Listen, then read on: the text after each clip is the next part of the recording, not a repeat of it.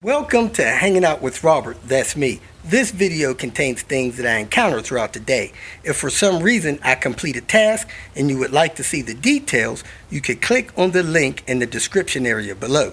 This video also contains tips and tricks that I learned throughout the years. I plan on leaving this video accessible for about 30 days. After that, you can view it through my Patreon account. Thank you very much for watching.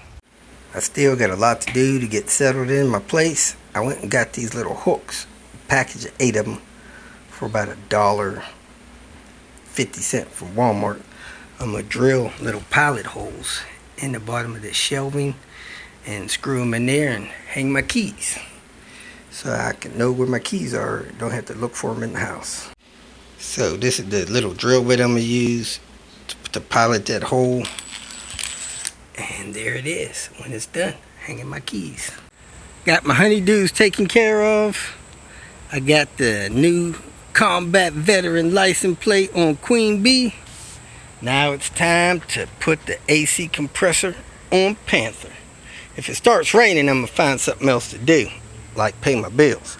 But in the meantime, I got an AC compressor right here. I'm pretty sure that thing is good. I'm going to go ahead and put that on Panther, boy. Because the one I got on Panther is busted. Look at there. It says Volvo.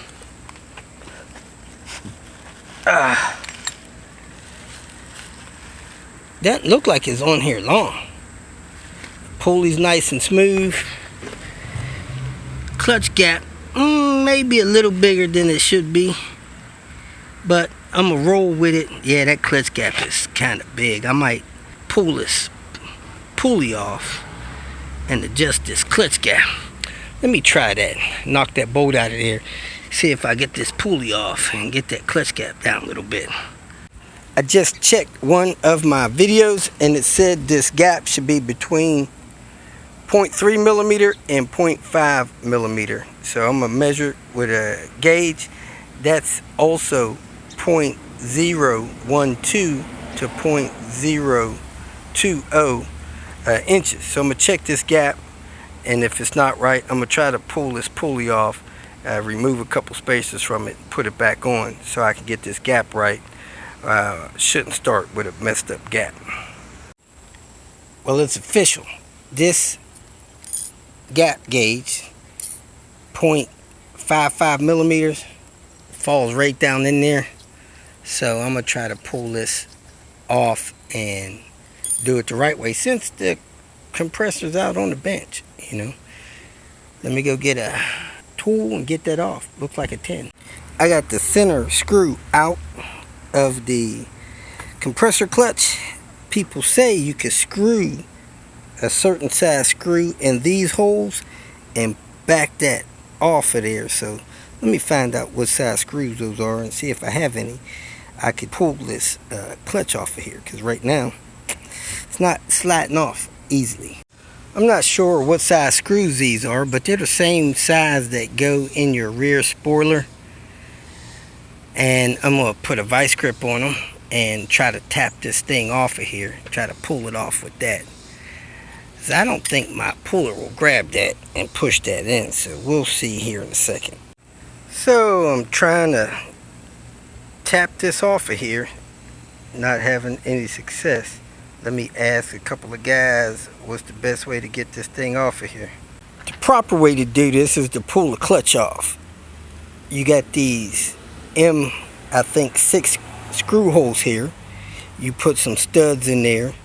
Then you put a longer bolt here. I'm not sure what M that is, maybe an M7.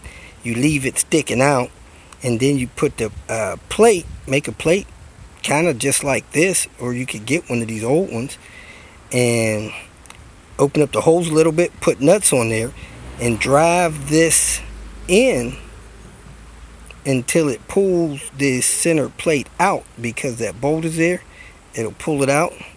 The bolt's not all the way in. It'll pop it off. Then you'll get a couple washers. You take a washer out and fit it in there, but it's best to measure it first and then measure the washers you're removing. So right here I have 0.85 centimeters. It should be 0.3 to 0.5. So I got 0.85. So I need to close that gap. I'm going to use some small zip ties. The problem with some zip ties are that they melt, because these compressors, they get hot and they melt the plastic. So it's best to find some that won't melt, but these are too big. These are probably a little on the small side. So I'm going to install a couple of these around there and see where my measurement goes. The best way to open this up, to put these in here, is put a screwdriver like this, kind of a sharp tip screwdriver, put it right there near the line around there, get it in there and just twist a little bit like that, and you see it opens that up, and then just slide the zip tie in there. Nice, quick and easy. So let me slide a few zip ties around there and then remeasure. The small zip tie is leaving me at 0.6 millimeters. I want to get tighter than that, so I'm going to find something else to put in there. This big zip tie, I could put it part of the way. It has a granulated thickness. If I put it all the way in, it's too tight, it's all the way closed. But if I stop it before it gets all the way in, it's good. So I usually do that, but I can only find one of these zip ties right now. I need 3 of them. I took 3 of these electrical connectors, pushed them in as far as that little hole, and that seemed to get me where I want to be. So I got one there, one there, one there. I'm assuming they're going to stay in. This thing pulls in and out, but I don't think it'll kick those things out. I'll find out later. If so, I'll hopefully find my zip ties by then and zip them in there. But right now I'm at 0.3. 0.35 is real tight. 0.3 goes in pretty easy, so I should be good to go. Here's 0.35. It gets it in a little bit, but it gets pretty tight, so we're gonna call that gapped. Go ahead and get this thing installed. Came over here to replace a couple of bad headlights. That one's not super bad, but that one is. So let's get these headlights replaced. Getting ready to put Red Baron back on the road, boys. So we got the turbo back from Tony. Get ready to slap this on. The first thing we're gonna do, dang, this thing is out of coolant. Oh, had to drain the coolant to disconnect the turbo. So the first thing we're gonna do is clear these spider webs off, and then we're gonna run the engine. Make sure we flush out the oil line. Make sure we got some good oil flow. And we're going to drop the turbo in and fire it up, idle it for a little while, and then go test drive it. Here we go, folks. Rebuilt and ready to roll. Woo woo. We about to get some boost on here. Everything looking good. Should have a crack down there. Yep, got the standard crack. We are ready to rock and roll. Let me go ahead and clean up these bolts and put some PB blaster on them and screw them in. Got the turbo bolted in place, all the coolant on. We're gonna fill up the coolant. We got some plastic bag under the oil line, and we're gonna crank it, get some oil pressure flowing. Then we're going to put some oil in the turbo, hook up that line, and then go under it, hook up the drain line, and then hook up the rest of this charge pipe and stuff and fire this puppy up. Dropped a couple things under the car on that carboard, so we had to push the car back.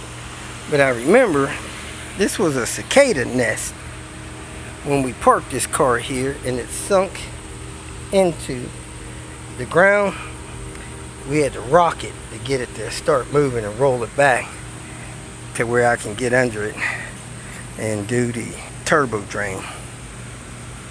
And one other thing I did down there, oh, turbo downpipe bolt.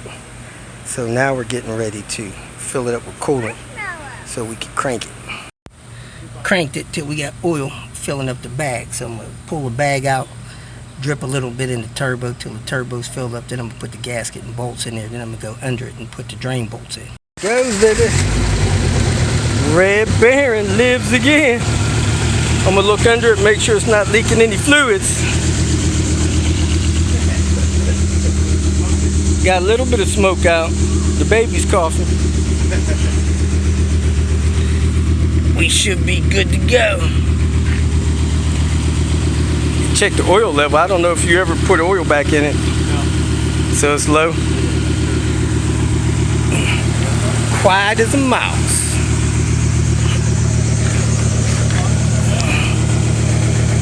Nothing's dripping out the bottom. It's awesome. If you feel that this information was useful, please like it and share it with your social media friends. You can subscribe to my channel so that you will get notifications of future videos that I post. You can follow me on Twitter, and if you need to contact me directly, please visit my website. And if you have any questions, leave them below, and someone or myself will reply to them. Again, thank you very much for watching.